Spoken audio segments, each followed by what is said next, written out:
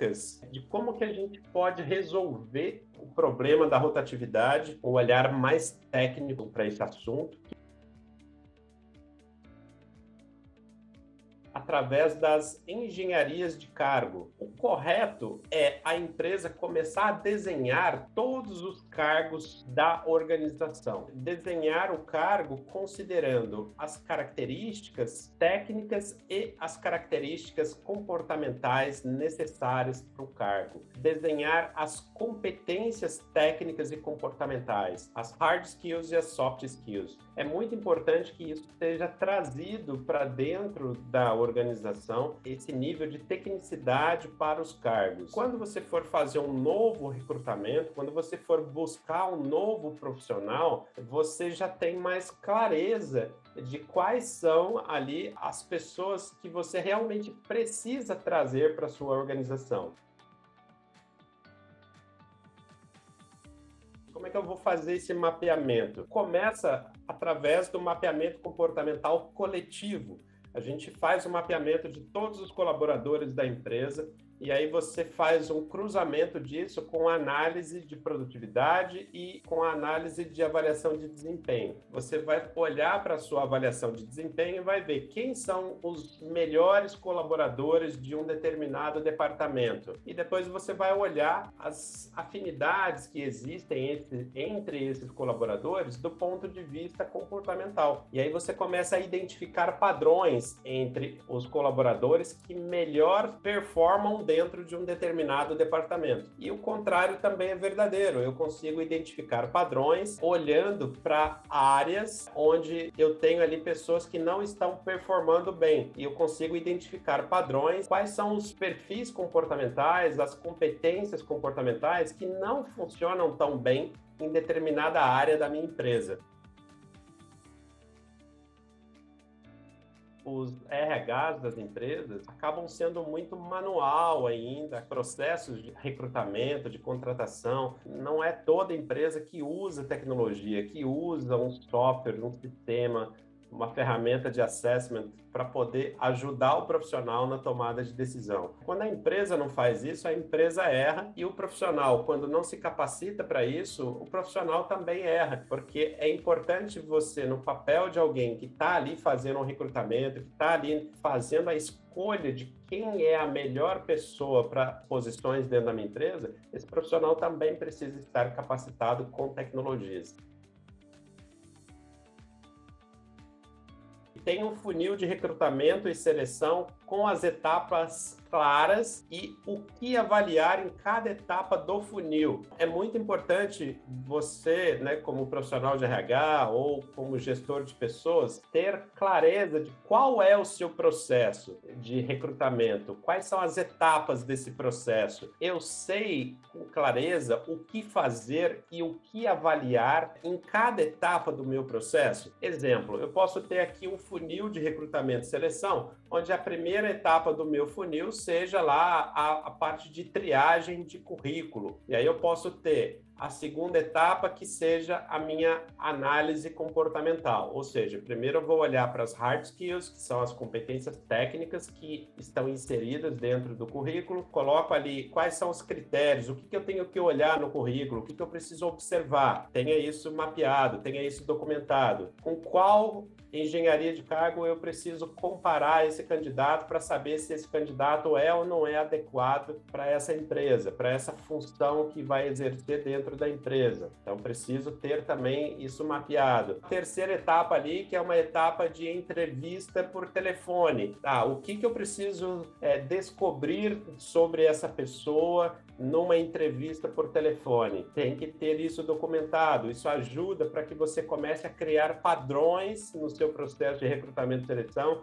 Com o tempo, você começa a entender aquilo que funciona, aquilo que não funciona e vai cada vez mais melhorando o seu processo de recrutamento. A quarta etapa lá dentro do meu processo, que seja, por exemplo, a aplicação de provas, a aplicação de testes, a aplicação de avaliação para você entender se a pessoa realmente tem aqueles conhecimentos que ela diz ter lá no currículo. Quinta etapa, que seja entrevista presencial com RH. Isso é um exemplo de como que a gente, quando passa a ter um funil de recrutamento e seleção, com todas as etapas claras e com os critérios do que eu preciso avaliar em cada etapa, a gente muda o nível do nosso recrutamento. Para de ser aquela área que funciona muito na base do feeling, né? Daquilo que eu acho que esse candidato é o melhor, eu acho que essa pessoa se daria melhor em tal função. Não, a gente tem que ter certeza com base em dados, indicadores, tá? Isso é o mais importante.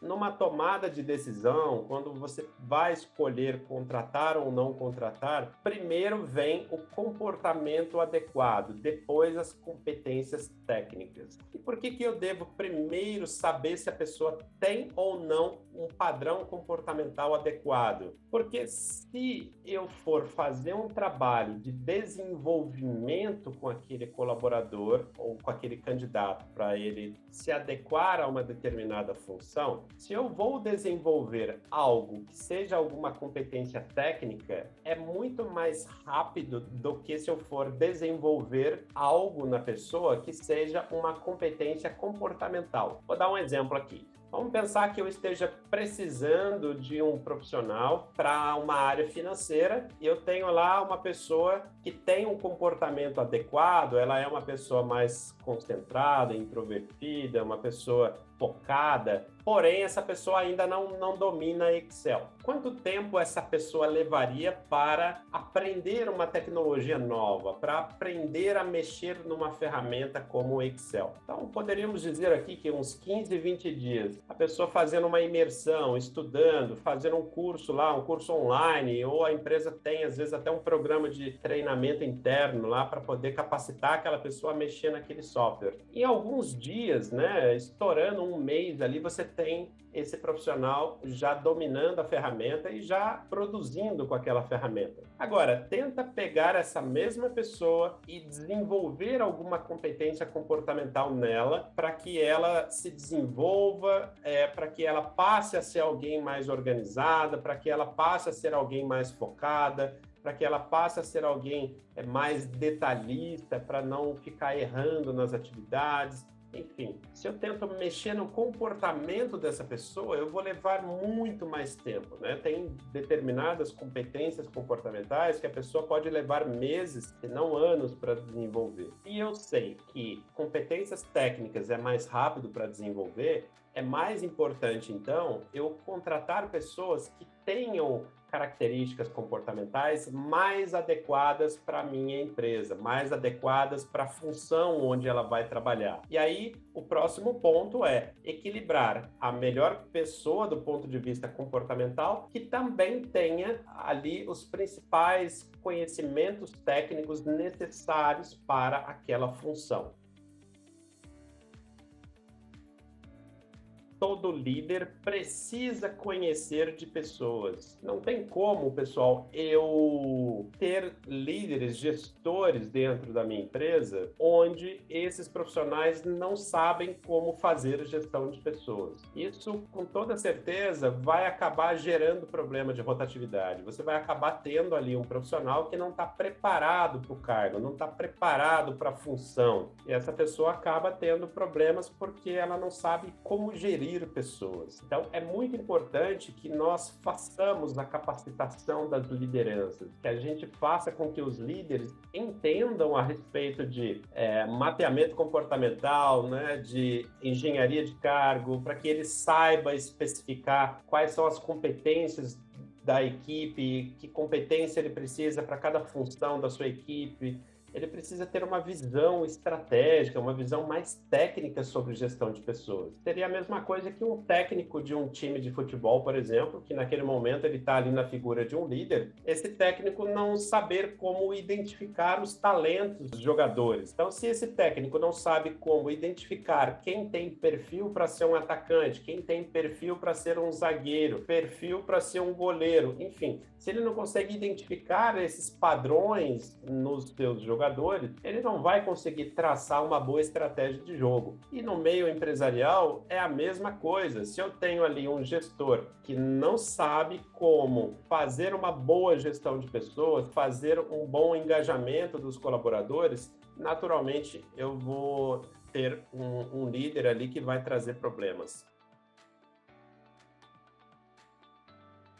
Né? Procure pesquisar a média salarial da sua região e os benefícios trabalhados. Faça um comparativo, tenha um estudo ali e compare entre aquilo que a média está oferecendo e aquilo que você está oferecendo na empresa. E se apresentar ali alguma discrepância entre a média do local e o quanto a empresa está trabalhando, muitas vezes vale a pena trazer isso para uma conversa com os tomadores de decisão da empresa.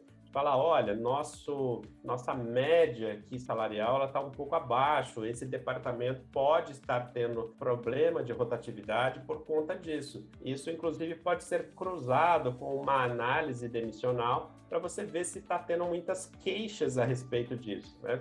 Se os colaboradores estão reclamando muito a respeito quanto eles estão insatisfeitos com as suas remunerações. Então, esse é um ponto bastante importante também.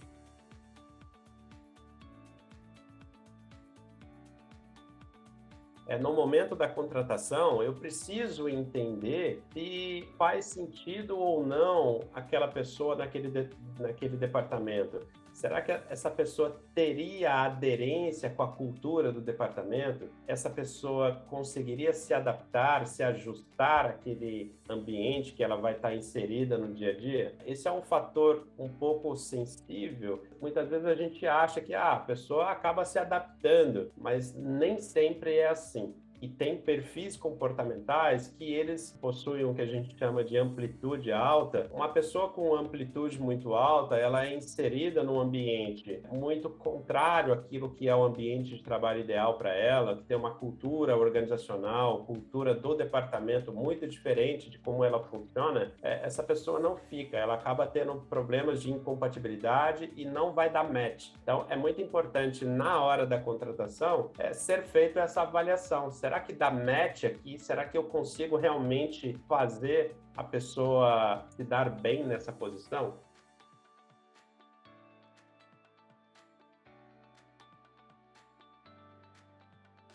Estabelecer estratégias motivacionais conforme os perfis comportamentais. Se o gestor, se o líder, se o RH conhece quais são os perfis predominantes dentro de uma equipe, dentro de um departamento, você consegue nivelar, ajustar muito melhor as estratégias da empresa para fazer com que aquele departamento se desenvolva, para fazer com que aquele departamento tenha pessoas mais motivadas, pessoas mais engajadas, tá? Então, é um outro ponto aí bastante importante, alinhamento de estratégias motivacionais com os perfis das pessoas. Colaborador motivado, colaborador engajado, dificilmente ele vai sair da empresa.